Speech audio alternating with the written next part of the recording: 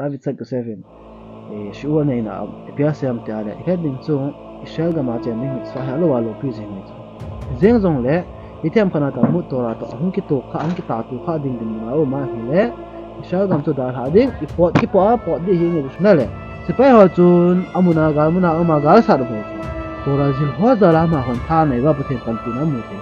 tora jil om lo ba hi ara sipai ho yong to pe bai zo sa min sei ma bang na le bi ma ki se ai kial got nga pa om lo ba hi le khok ti zo ahom ki ba ki da ma hi be so head so pai mo ta thum te le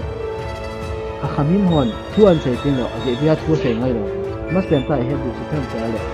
tal mit kham min ki tin lo tora head na nei khat ki chu azal ti sei ai ma se khat a bon tal mi de khamim ho ke nga ku na hong ki the do anen pa kho ki chu na ki nu di o hi a kyang to ba ko na hong ki the do ha khu law bin lang ta ki nu bin ti tal mi de kham pitana atu tal ni kham na ngai du ba na nai du ma ye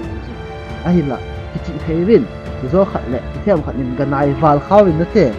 zi nam ti ale ama ho mi chu kho gul chu sang na sa zon a me ka u kho hin me ka sang na sa zo he thiam